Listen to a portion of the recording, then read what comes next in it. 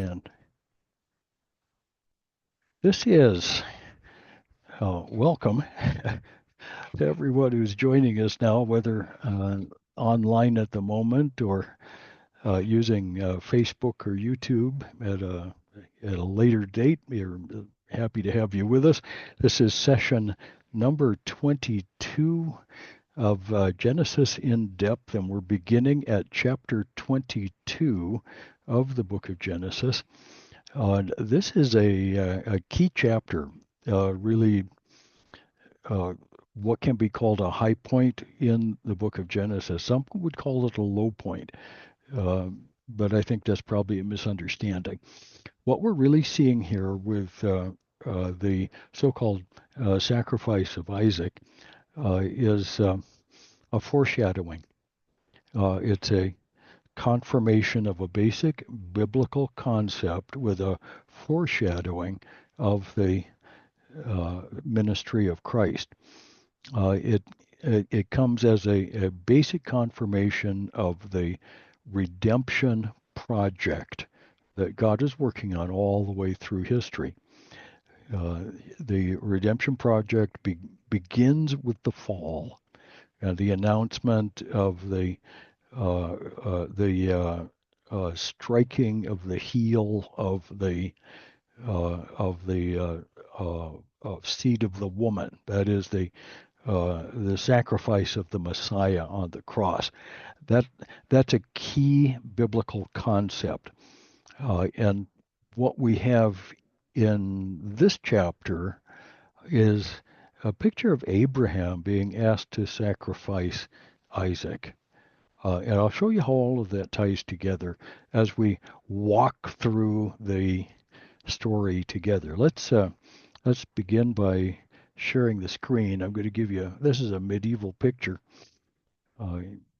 Once it gets up there, yeah, and here it comes. There it goes. I don't even know who took this. This is a picture that comes out of the collection at the Louvre in Paris. And I didn't make a note of the author when I picked this up, but at any rate, this is a medieval concept of what it may have looked like. That's Abraham is the old guy. The angel, of course, is on the top. You've got Isaac there, tied up and lying on a bench. It's hard to know that Abraham built a bench, but anyway, he's lying there on a bench. There's a lamb with his head caught between a couple of trees. So they're trying to get everything into one picture. It didn't look quite like this, but the one thing I want you to notice here is the way Abraham is holding the knife. He doesn't have it poised high in a hand to stab, but rather low for the kill stroke across the neck. That's a kosher kill. If you're going to kill a sheep or a goat or an ox or whatever, the proper way to do that is with a very sharp knife. Usually, it would have been a flint knife because of the sharpness. Very sharp knife and a quick, deep stroke across the neck cuts both jugular veins and stops the blood flow to the brain instantly, and death is virtually instant and most say painless. And that's the kind of stroke that Jews have always used for the so-called kosher kill when it's time to kill an animal for a feast or for a sacrifice. So this is what Abraham is doing here. But it's the whole thing we need to take a look at. We're going to walk through this chapter in some detail, or at least the first major part of it, the first 18 verses. And then after that, we'll move at a bit brisker pace. As we get out of this chapter, we're going to wind down the life of Abraham, and it will become Isaac's story. The next passage here is really Isaac's story. So 22:1. After these things, God tested Abraham and said to him, Abraham, and he said, Here I am. Okay, the word test there, sometimes translated tempted, but it really shouldn't be. This is test. This is a bringing to a crisis point, a bringing to a point where we either know how to go on or we don't. In flying, we call this a check ride. So, I'm supposed to have learned how to make, let's say, successful short field landings, for example. And an experienced pilot will take me up. I'll go up and I'll demonstrate that I know how to do this. I have learned the lesson, and I can demonstrate that. It's not a paper test.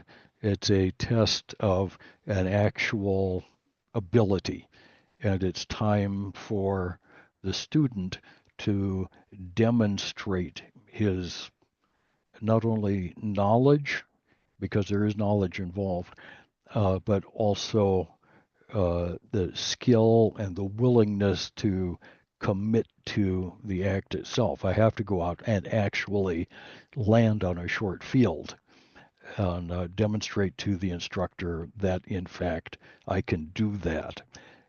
This is what Abraham is being asked to do with Isaac in a much more critical event.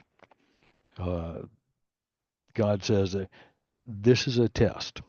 He said, take your son, your only son, Isaac, whom you love. Okay. There is only, he said, take your son. It could have been Ishmael, although Abraham would not have known that. He said, your only son.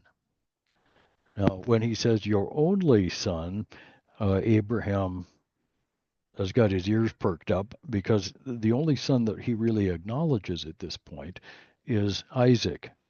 Uh, he understands that Ishmael will not be the inheritor, that the inheritance and the promise, which is the most important part, passes through Isaac. So your son, your only son, Isaac, whom you love, in case Abraham didn't remember that part, and go to the land of Moriah and offer him there as a burnt offering on one of the mountains of which I shall tell you. Okay, so go up into the land of Moriah. Uh, Technically, we don't know where the land of Moriah is. We know that from the area of Beersheba, walking with donkeys and carrying wood for the burnt offering and all of this, uh, it would not have been quick. We're told that the journey was ended on the third day. If we figure the amount of distance that could be covered, it's about 25 miles, maybe 30 miles, 50 kilometers. That's quite a ways to walk in 3 days, but it can be done. The area of Moriah is probably in the hill country north of Hebron. Uh, and we can't really locate it any more closely than that. Tradition has it that Abraham sacrificed Isaac on the either the Mount of Olives or on the actual Golgotha area in Jerusalem. And Jerusalem is possible. Jerusalem is near the high point of the Judean hill country, and it fits in a lot of ways. Uh, the the fact is, there was a city, a small city, not huge, occupied by Melchizedek and his people. We don't know what happened to that population. We know that Jerusalem as at least a settlement existed at this time. So it wouldn't have been right in the middle of Jerusalem. It would have been nearby if it was in that area. So the bottom line there is that we really don't know where this took place, except it's up in the hill countries of Judea. The word Moriah itself is kind of interesting. It's a word that doesn't really have good definitions. Some have called it a place of bitterness from Mara, uh, and others have said it has more to do with the noise of the wind in the olive trees, uh, and I can't tell you.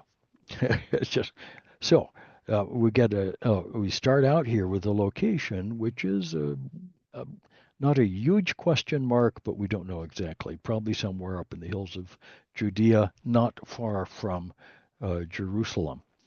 The the purpose here, we've got this test, and we've got Isaac, whom you love. Now, a primary question here of God's test of Abraham. God has already been working with Abraham, has been talking to him, has been making promises, has demonstrated the miraculous ability to fulfill promises. He's made the promise that through Isaac, your line will continue into a great nation, and through him, that blessing that I have given to you, Abraham, will pass on into the world. Okay, so the basic message there is actually fairly important. Uh, Abraham is being asked to trust God for this next step. Trust God to um, fulfill his promise in spite of the request to sacrifice his son. This is a very big deal. So what God is doing here is trying to discover Abraham's highest love. Uh, who do you love, Abraham? We know you love your son. We know you love your wife. But do you love me? Do you love me? Okay, there's a question. That's going to come up um, uh, at the end of the Gospel of John with Peter. I believe it's Gospel of John. I'm an Old Testament guy, so I get confused. But Jesus asked Peter, "Who do you love?" Well, you know I love you. Feed my sheep. So, and that conversation at the end. Um, how is Abraham to demonstrate his love for God? Well, it's going to be right here by following through on this command, obedience to God. Our obedience to God demonstrates our love. How can you say, I trust God and I love God if you're not obedient to God? That's the issue. And it comes right out there. So Abraham's response is exactly right. So Abram rose early. He didn't set his alarm for 11 the next morning. He got up early with the sunrise and saddled his donkey, took two of his young men with him, and his son Isaac. And he cut the wood for the burnt offering and arose and went to the place of which God had told him. So away they went. It was a walk. They would not have ridden donkeys, most likely. They would have led the donkeys. And on the third day, Abraham lifted up his eyes and saw the place from afar. I'm presuming that God um, gave him that knowledge or made some kind of a signal. We're not told, but I think we can presume that. So Abraham said to his young men, "Stay here with the donkey. I and the boy will go over there and worship and come to you again." Sorry for the cough. I've been fighting this silly cold for a little over a week now. So God's command here is take your son, go sacrifice him. Abraham's response, very important here. Abraham didn't hesitate. Uh, got up early, got a couple of servants, got a donkey. He saddled it up. He got everything ready. Got the wood organized and hauled it all. Took a 3-day walk, or beginning on one day, walked all day the next day and part of the next day. But on 3 days, he was walking from the area around Beersheba up the central hill country road to the area around Jerusalem. Man. And he says when he sees the place, he tells his young man, "Stay here. I and the boy will go over there and worship." It will stop there for the term worship. It's a very important Old Testament word. For that matter, very important New Testament word. We talked about worship in Italy last summer, and I made a bunch of points about that. So you if you were at the conference in Casanetica, you will recall that worship is the voluntary, enthusiastic submission of all that I am to a God who is worthy of infinitely more. Okay? The voluntary, I can't be forced to worship. Daniel's friends couldn't be forced to bow down to the statue of gold. Worship has to be voluntary. It has to be what you want to do. If you can't be hauled into church against your will and worship God. It doesn't work that way. You can't even if you go through the motions, you are not actually submitting to God. It has to be voluntary. Voluntary and enthusiastic, not merely voluntary, but wholehearted. You're in this with your whole heart. You're deliberately, gladly, happily doing this act of worship. So Abraham is following through on that. And he says, now I'm going over there. I'm going to worship. My son and I will go worship, and we will come again to you. That's not so clear in the English text, but it is quite clear in the Hebrew text. It's a plural, the first person plural, we will return to you. Abraham probably didn't know quite what God had in mind, but he knew that the end product of this would not be a dead Isaac. He knew that some way or another, Isaac would come back from the dead. It's possible Abraham was expecting a resurrection. We're not sure how much he actually knew about that, but he knew that God could do miracles. And it's possible he was expecting a resurrection. He had the knife, he had the fire, he had the wood, and his son was with him. They went up alone. It was fairly obvious what Abraham intended to do, and he was deliberately going through the steps that would lead to the act of sacrificing his son. So that's an act of obedience. That can't be understood in any other way. The obedience here is the content of the faith, the love, and the uh, the um, the sacrifice itself.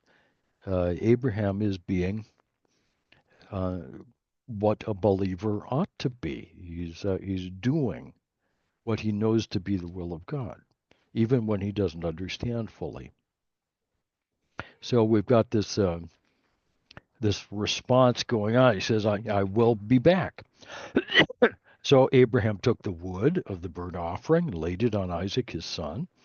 He took in his hand the fire and the knife, and they went both of them together. Verse 7 is interesting because of the participation of Isaac here. We see Isaac said to his father Abraham, "My father," and he said, "Here am I, my son." And Isaac said, uh, "Behold." I love it when the Hebrew starts off with "Behold, the fire. I see the fire, Dad, and great, great pile of wood, Dad. I really like that, but you seem to be missing something for the sacrifice that you're planning here. We don't have a sheep, Dad. You forgot the lamb." And and I can see Isaac beginning to wonder exactly what's going on. I think by this time Isaac is beginning to understand what is happening. And in a very important way, what we're really seeing here is not merely Abraham's faith, but Isaac's as well. Isaac is not a child; he's a young man, and he can put two and two together. He can see where this story is leading, and at this point, it looks for all the world like his dad is leading him up on the mountain to sacrifice him. Isaac goes willingly with his father, carrying the wood. And at that point, Abraham also believes that that's what he's doing. So both of them are exercising a large degree of trust in God and obedience to the calling of God. So this is a very important moment. This is a key to our understanding of what faith is really all about. And when you say, well, what if he had actually gone through with it? Well, Abraham believed that God had the miraculous ability to bring life from the dead. The conception and birth of Isaac was a demonstration of that miraculous power. At this point, Abraham believed that God would resurrect Isaac, that the two of them would in fact come back to the young men. That's a tremendous thing for Abraham, and I think an even larger act of faith on the part of Isaac. Isaac voluntarily let himself be tied, and he submitted to this. He could have struggled back. Abraham, the old man, could not have overcome Isaac. So this is a twofer. Both Abraham and Isaac are exercising faith. Both of these men are believers in our modern sense of the word. These are biblical believers. They have both exercised unquestionable faith in God, which is a response already to the grace of God in both of their lives. And there's no way we can really take that away from either of them. So Abraham said, this is in verse 8, God will provide a lamb himself for the burnt offering, my son. So they went, both of them, together. When they came to the place of which God had told him, verse 9, Abraham built the altar there, laid the wood in order, and bound Isaac his son, laid him on the altar on top of the wood. Then Abraham reached out his hand and took the knife to slaughter his son. Okay, and that's what we have here exactly in the picture. But the angel of the Lord called to him from heaven and said, Abraham, Abraham. And he said, I suspect quite eagerly, here I am. And he said, do not lay your hand on the boy or do anything to him, for now I know that you fear God. Uh, this is not the first time that the term fear God is used, but it is a very important use of the phrase. The fear of God is something that we learn um, over a period of walking with God. The fear of God is not terror or an irrational phobia of God. It is rather a respect for the power of God. And I'll say that again, a respect for the power of God. God is not a tame lion, as we read in C.S. Lewis. He is, in fact, the all-powerful creator and judge of the universe. He can do uh, within his own nature whatever he likes. And if he orders us to sacrifice a son, as in this case, he has the right to make that order. So it's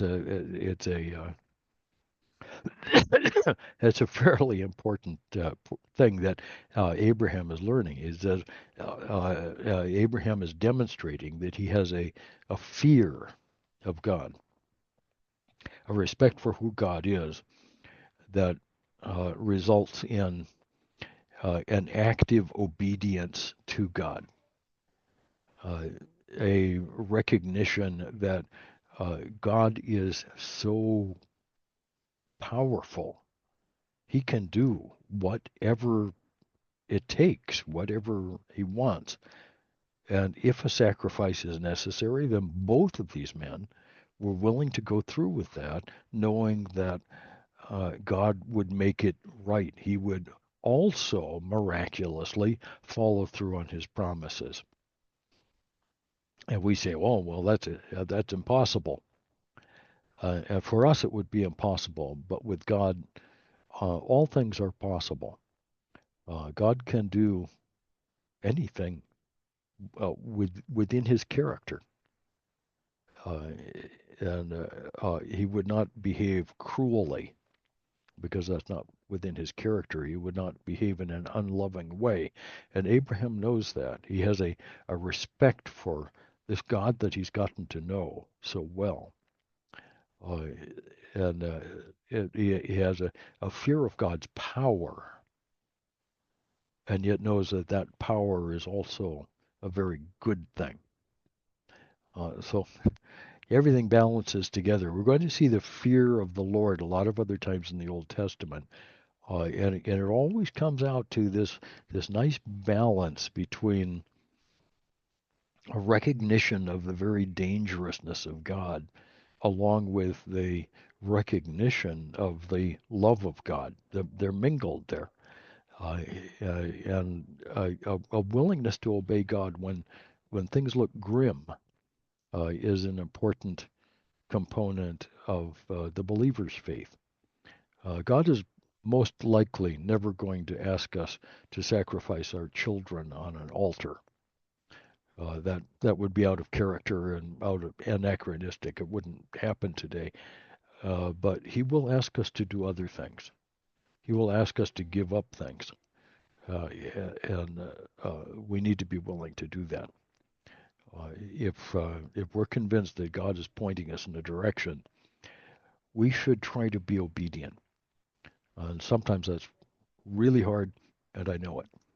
Uh, Donna and I have been there a few times, but that's what God calls for. So the angel says, um, don't lay a hand on the boy. I know that you've not withheld your son. So Abraham lifted up his eyes and looked, and behold, behind him was a ram caught in a thicket by his horns. And I can personally attest that boy goats in particular are likely to get themselves stuck in a thicket. They, they love leaves. They'll go after leaves, and if their horns are untrimmed, which is the way they normally were in the ancient world, they can get their heads into places that they'll find trouble getting out of afterwards. And so this is not a terribly unexpected thing. Uh, Boy goats are not necessarily very smart goats. And anyway, so we see a ram caught in a thicket by his horns. Abraham went, took the ram, and offered it up as a burnt offering instead of his son. Now, I need to go back and cover that word burnt offering one more time. Some of you have heard me go through this on the in the Romans 12, 1 and 2 passage. I urge you, brethren, by the mercies of God, to offer your bodies a living sacrifice, holy and acceptable to God, which is your reasonable worship. Okay? So, worship involves sacrifice, and God's primary desire in the believer's sacrificial activity is a sacrifice of life itself. The sacrifice of life itself. Offer up your body as a living sacrifice. Now, in the 5 Levitical offerings, and we haven't got to Leviticus yet. Genesis comes first, then Exodus, Leviticus, the 3rd book. So this hasn't been introduced by this time. So this is a foreshadowing of that. Abraham was getting ready to make a burnt offering. The Hebrew for that is a word that means a complete offering, an offering of everything that is. The Hebrew word olam means a conflagration, a complete burning of the entire sacrifice. All of the other burnt offerings that were provided for in the Old Testament uh, had a portion given to the priests, a portion burnt on the altar, and a major portion of the meat left for a festival of some kind, either a festival or a meal. They're very much the same thing, but they're different. Whether it's a sweet savor offering of worship or an offering of confession, as in the 2 sin offerings. The whole burnt offering was a pure act of worship. It involved no sin offering, and it involved no festival afterwards. It was the entire animal was given to God. And that term is used in Romans 12. That term is also used here in Genesis 22. The offering was to be a whole burnt offering, the olam. So Abraham is being called to an act of perfect and complete worship. And he does that thing with the lamb. The lamb is the sacrifice for the whole burnt offering. Now you are beginning to see the picture that is being drawn here. The picture that we have, Jesus offered himself as the whole burnt offering, as it were, symbolically, the whole burnt offering. He gave himself entirely to the Father by way of death on the cross. death on our behalf, but the main thing is this perfect act of worship. God calls us to a perfect act of worship. We're to be Christ-like in the sense of offering up a perfect worship. And what does that mean? A living sacrifice. Isaac was supposed to, by this time, was supposed to go on living. He didn't die here. He was offered up by his father, but didn't die here. In a sense, he was born again to live a new life. And from this point on, he should have been entirely given over to God. That's that's the image. Now the fact is, Isaac wasn't perfect, and he didn't live a wholly faithful life that he should have. Uh, he lived an okay life by patriarchal standards, but not perfect. This event is in fact the high point of Isaac's life. As we read through the rest of the story of Isaac, we see that there's not much more to happen here. The main thing that happens with Isaac is this sacrifice, and then the birth of Jacob and Esau, and the controversy surrounding that when Isaac is an old man. And so the whole middle of Isaac's life we really don't see. And it's not all that important. The key element of the Isaac story is Isaac is the child of promise, sacrificed by his own father as a whole burnt offering, and yet alive to go on and provide the continuation of the seed of promise. So good story up till that point. We're at verse 13. Abraham saw the lamb. Abraham called the name of that place, "The Lord will provide."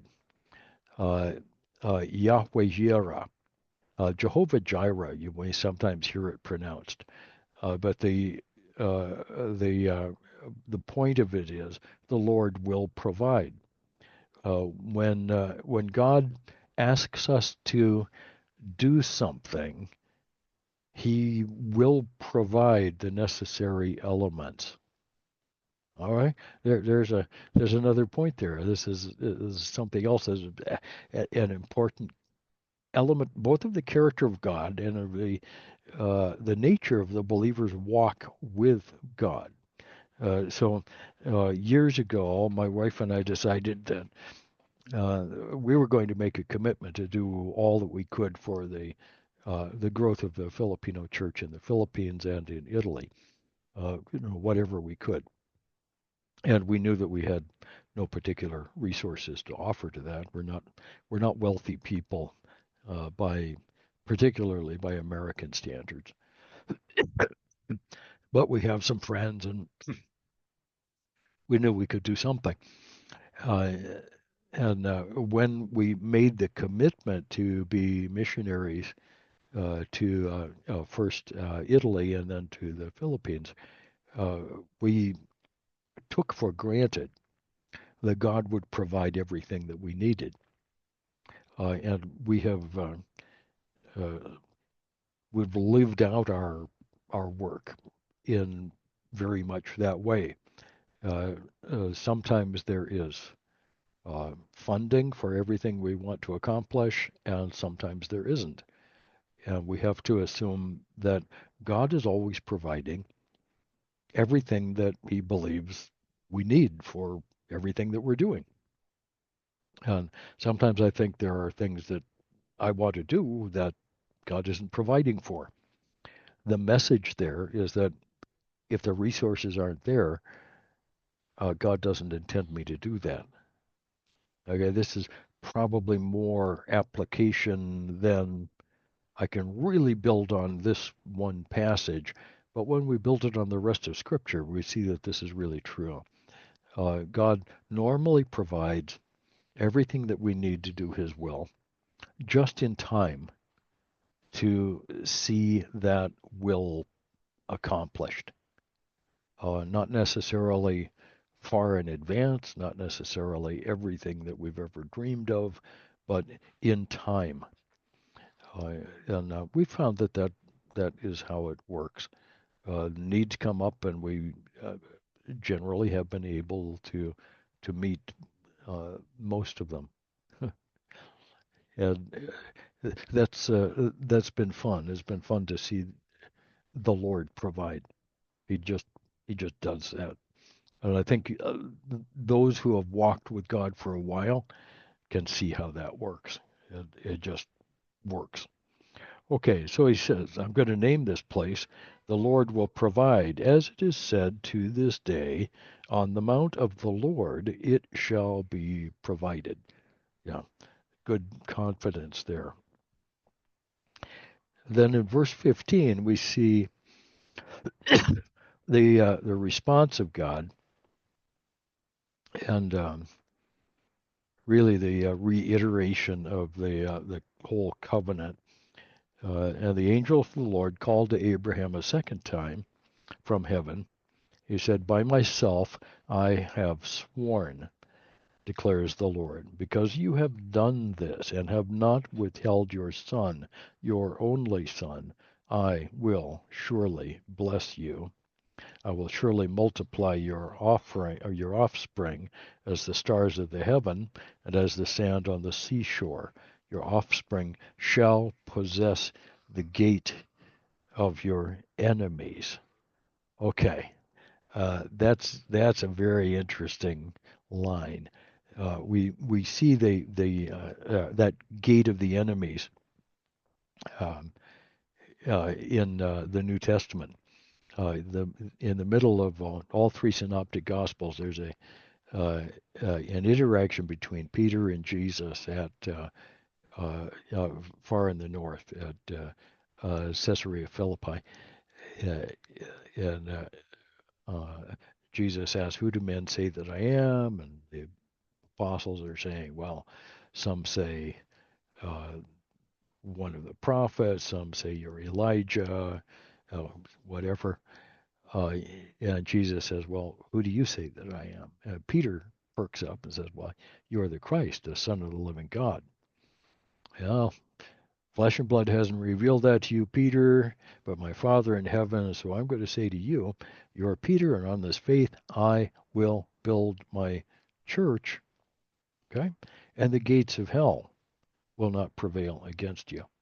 So who are those who are the seed of Abraham? Well, the seed of Abraham is Christ. The church is the body of Christ, and also this uh, this great people who are the fulfillment of the seed of Abraham, the children of Abraham, against whom the gates of hell will not prevail. Okay, so Abraham will prevail against his enemies the rest of his life, and there aren't very many. Isaac will prevail against his, Jacob will ultimately prevail against his, but the long-term picture of this thing is the promise of the church itself. Now, there was no church as such in the Old Testament. We see the Old Testament sacrificial system, and then the development, the slow, sometimes painful development of the synagogue and the Talmudic system, which does a lot of things that are right. It also goes off on a tangent of a works righteousness.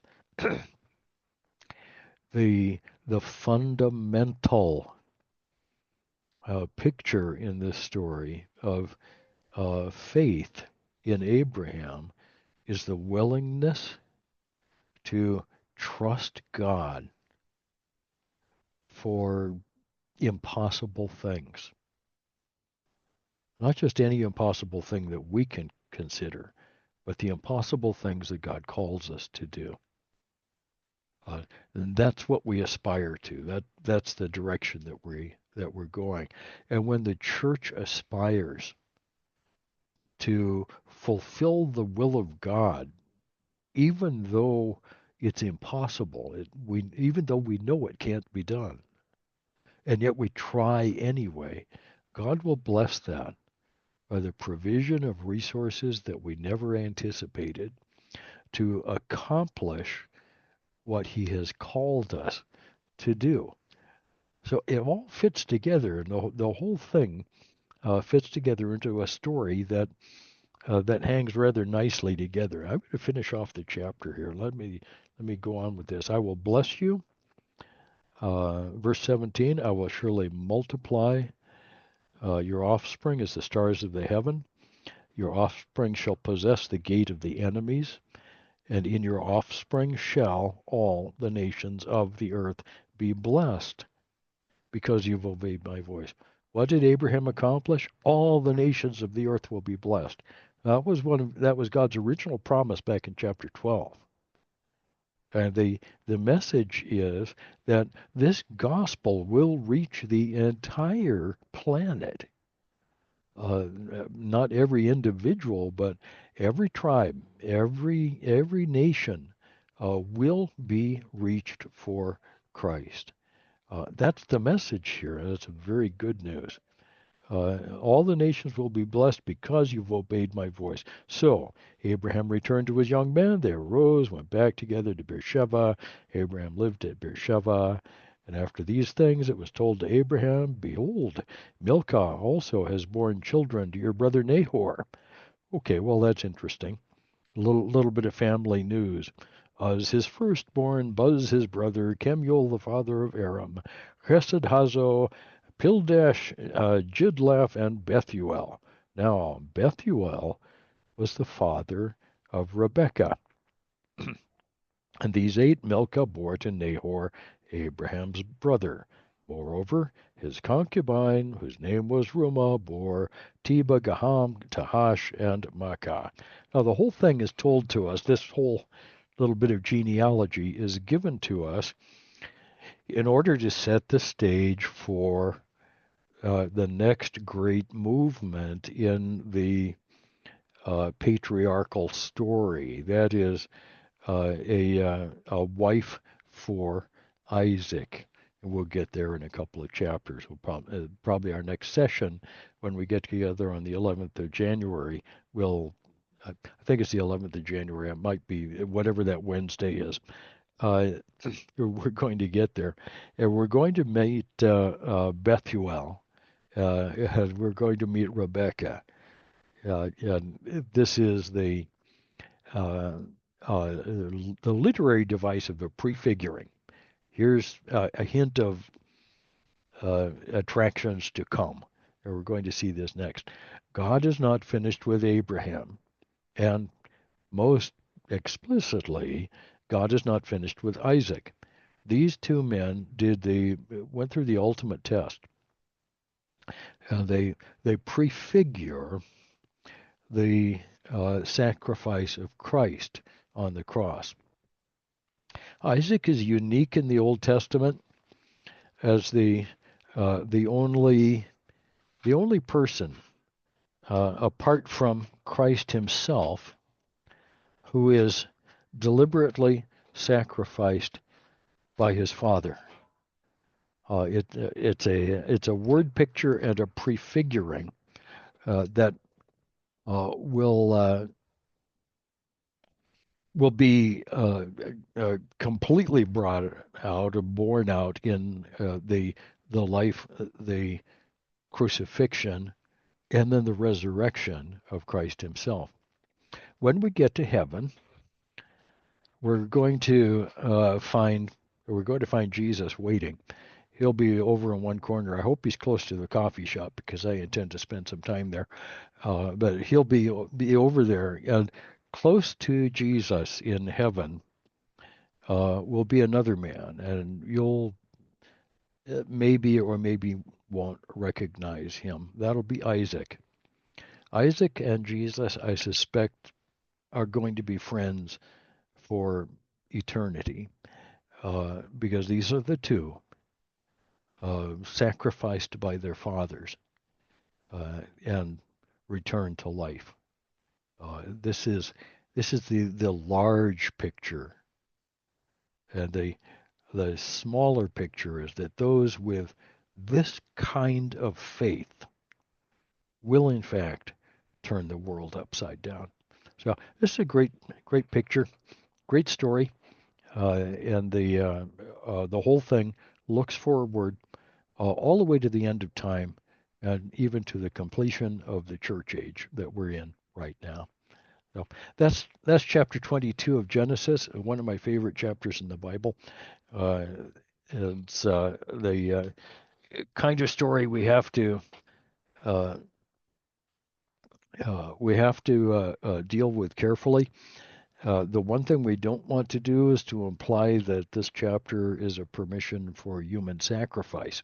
Human sacrifice is forbidden and condemned all over the New Testament and the Old Testament. Every place that that's done, it's a really, really bad thing. The taking of human life without a legal cause is always called murder. And Abraham would not have been allowed to go through with that act. Nevertheless, he was willing to, even knowing the contradictions. So, an amazing chapter. Love the chapter, and I hope that it's been helpful for you as well. Let me see if I can kill this. I'm going to stop here, and we're going to pick up on this when we all get together again. It's good to see everybody here. Oh, look at them. Okay, we've got a good group. Have a really good Christmas there in Italy, and Oscar, there in the typhoon-tested lands of the Philippines. Enjoy that. I understand there's another volcano going off down on the island of Negros. I hope that's not close enough to do any damage to anybody. Let me see if I can unmute this. Oh, come on. Where is my thing? There we go. Let me show it. Okay. And more. Can't do it. Okay, now we're unmuted. Or I'm asking. Okay. So, bye-bye, everybody. We'll see you again the week of the 11th of January. Bye-bye, Raj, Christy, Teresa. Good to see everybody. We'll see you everyone. All. Yeah. Merry Christmas. Yeah. Bye-bye, guys. Merry Christmas, everyone. Hey, and I see Leo there. Oh, hey, hi, Leo. Anton, good to see you, my friend. BJ, good man. All right. Okay, everybody. We'll see you next time around. Let's see if I can make this time. Yeah. Oh, they've upgraded my Zoom, so now the end button is elsewhere. Ciao for now, everybody. Love y'all. Bye bye.